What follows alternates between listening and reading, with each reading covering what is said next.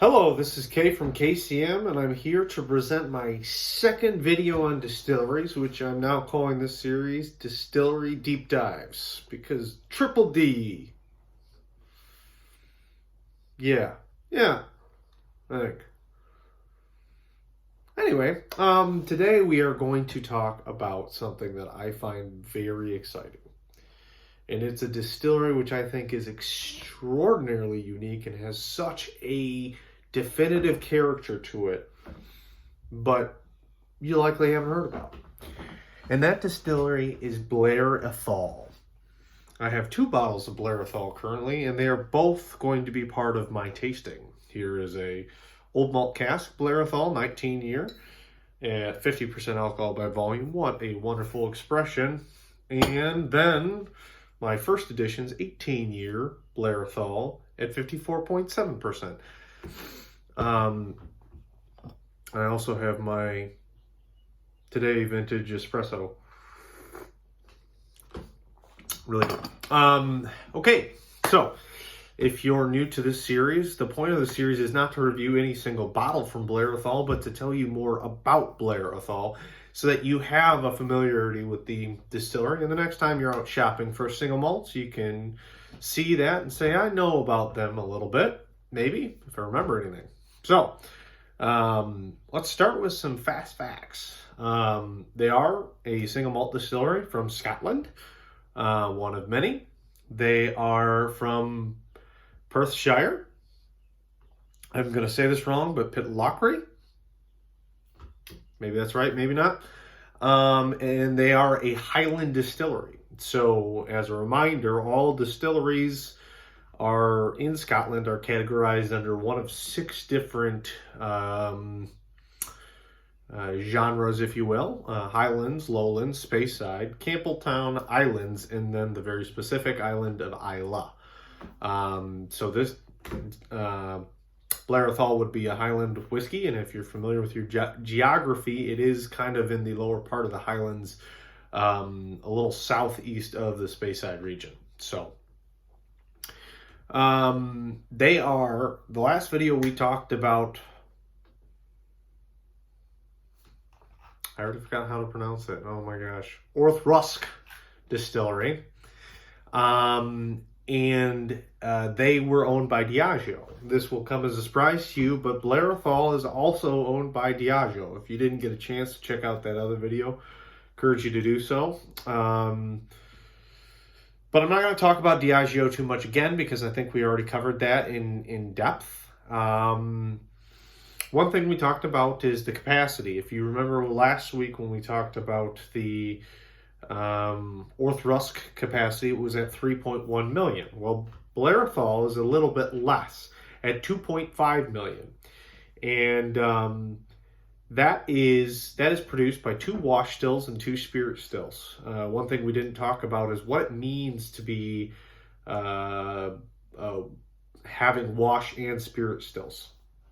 And so typically, when you do distillation, well, most single malt Scotch is distilled, double distilled, okay, which means it's distilled twice.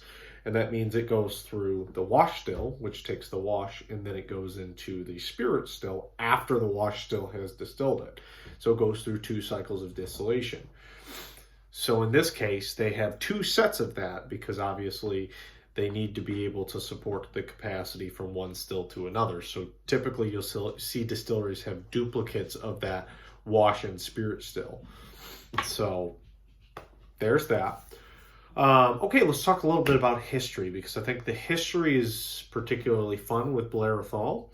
I will preface with this is that as I go through and start highlighting more and more distilleries, a lot of distilleries, especially in Scotland, but it's probably true around the world, the older ones have gone through changes of hands many, many times, and sometimes it's hard or less meaningful to go through and highlight all those changes. So it's not my intent to say, well, now so-and-so bought so-and-so, and after that, so-and-so bought so-and-so. You know, I don't think anybody really cares that much about those change of hands. I think the prominent milestones are what we're interested in. So let's start with the most prominent one. Blair Athol was founded in 1798, so just shy of the 1800s, and that makes it a really old distillery. Not the oldest in Scotland, but certainly up there in age. So at the time it was founded, it was Aldor Distillery, which was believed to be based on the actual water source. We'll talk a little bit more of that later, the name that is. And then changed, I think, about 27 years later, to Blair Athol. And that was believed to be driven by the Duke Athol, who had a village to the north of Pitlochry that they were trying to cater to. So, 1825 is when the name changed to Blair Athol. From 1932 to 1949, Blair Athol was mothballed. And something important to note there, if you don't know what mothballing is in a production sense, that's basically where the distillery will shut down for a period of time. They haven't gone out of business necessarily, but they're not producing. And so that went on for 17 years. So pretty long time of basically inactivity without it being deconstructed. So and that was due to, obviously the financial depression and everything going on there. It just didn't make sense to keep producing. So, but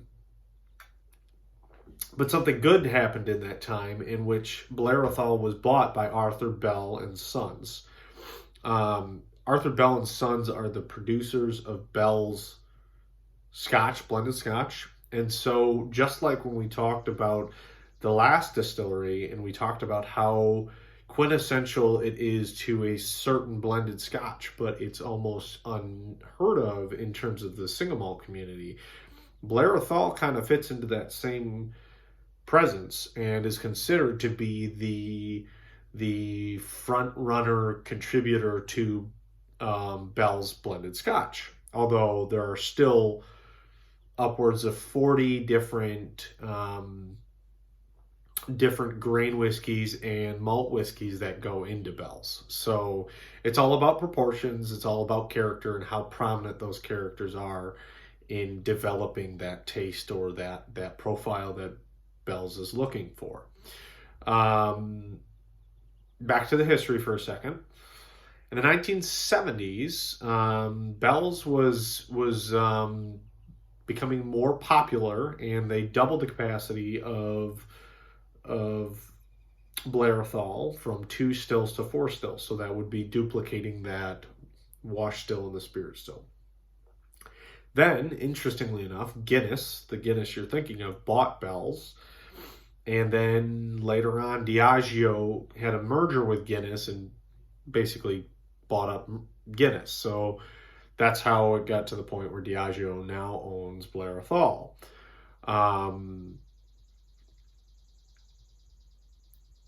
So that's, I think, the history. Back to Bell's for a second, if we talk. I just wanted to highlight some other whiskeys that are also used in Bell's blended Scotch, just for your reference. We have Keilila, Dufftown, Inkgower, and Glenkinchie. I'll worry about the pronunciations when I do my distillery deep dive of those ones, because I'm sure I know Keilila, but I'm sure Dufftown probably got that one right, but the other two, we'll patch that up. Then we'll talk a little bit about production facts, and I wanted to touch on this after my last video because I felt like I kind of did a disservice in talking about some of the production details. And again, I'll go back and I'll credit scotchwhiskey.com because they do have very good details when it comes to this. But the first thing that comes to mind is that when I was reading up on Blair Athol, they were talking about how you have a very cloudy wort, and that sounds like a really nasty medical condition, but just a reminder for those of you who aren't as familiar with the production process, The wort is basically the liquid or solution's not the right word, but the mixture after you've taken the barley from the maltings and you've basically soaked it, and you've uh, saturated that with water, and so the wort is then what gets fermented and turns into the wash, and the wash would be what we then um, distill. And obviously the fermentation process is where we create the initial alcohol content. The distillation process is where we basically separate the water and then concentrate that alcohol content. So just want to be clear. So when they say cloudy worts, it's you could have a clear wort or a cloudy wort or what have you.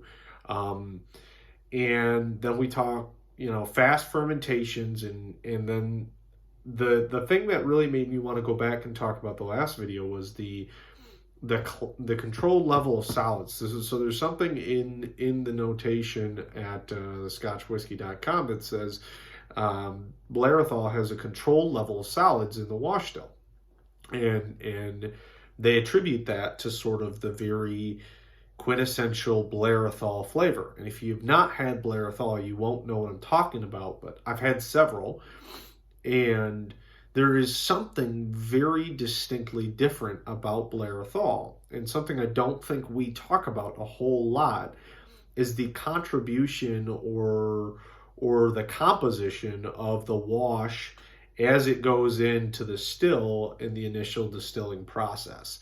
We talk sometimes about how the wash and how the distillation affects the wash. We talk about how the stills are shaped and what those elements do, but I haven't personally heard a lot of Scotch whiskey commentators talk about those compositions and what they do. So what's interesting is we see two different examples with Orth Ruskin, now Blair Athol, talking about how the solids in the wash are actually impacting that flavor profile. So I just wanted to make a comment there. It's something that we might want to pay attention to as we're learning together about more whiskey distilleries. And I would love at some point to get somebody who's a distiller expert to kind of talk about that subject. So I'll try and do that at one point. Heat source is steam. That's another thing that I didn't talk about last time, and I wanted to really highlight because, again, one character that we take for granted sometimes is how pot stills are heated, whether they're through coils or steam or the old-fashioned direct fire, right? And direct fire is known to have a very, I think Glenfarclas would be a distillery that has a direct fire type of approach, and that gives a very organic and different style of character. So new make strength 67%, fill strength 63.5%. Just interesting points to take note of, right, when you're thinking about these spirits as they're being processed. Water source is the alt door burn. A couple things. So burns, I didn't know what a burn was, so I researched that so that you could know and I could stay ignorant. And that is that a burn is not a dog barking. A burn is just a waterway or a water course, so a river or a channel or anything like that. And the alt door burn is the one that's prominently used for Blair Athol's whiskey. And so,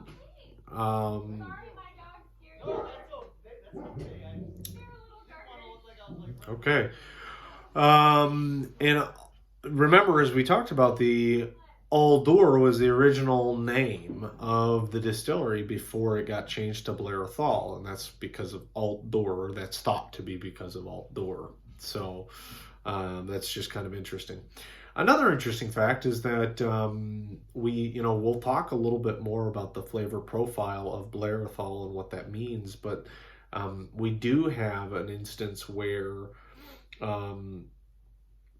if we think about the flavor profile, these whiskeys are typically aged in sherry casks. I've got two here, which I know the one is aged in sherry casks exclusively, and the other one's sherry cask. So that's pretty quintessential to the Blair Athol profile, I think. And what I think you'll find is that it is very complementary of the sweet and kind of malt forward flavor that Blair Athol produces. And I found a different way of describing it that I'll kind of highlight a little bit later. Okay, so finally I wanted to talk about what you can expect to see out there when you're shopping for Blair Athol. I think I've shown you two examples. I'll show you again of independent bottlers who will bottle Blair Athol. And honestly, they're not, I think this was $140 and this was maybe $150, and they're not egregious. A 19-year-old whiskey at 50% at $150 right now, that is a reasonable price.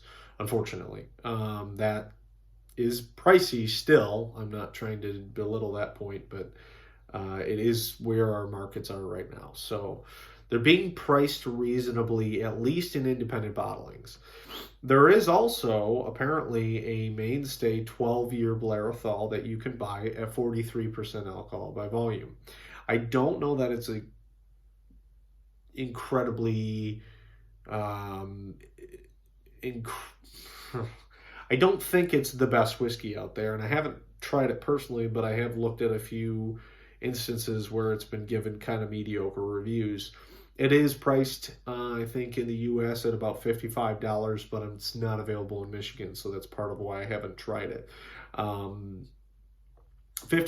for a 12-year, 43% alcohol by volume. Again, that's right on par for the course. So you have to be comparing that with the mainstays in everyday whiskey land, like the Glenfiddicks, the Glenlivets, the Macallans, the whatever, right? All these whiskeys that are pretty much out there accessible at the $50 range, which is a huge playing field for single malt Scotch. I mean, all of your young and entry level single malts are in that $40 to $60 range. So there's a lot to compete with, but there's a lot of not so overwhelming Scotches. So although I'm not sure I can personally vouch for that whiskey, I can say that if you're thinking of buying something and you could go out and buy a Glenlivet 12-year or a Macallan 12-year for a similar price, it's not a bad option to try something like this. And I don't think, based on my experience, you're going to get a bad quality product, but it might not be the same as what you'd find in an independent bottling.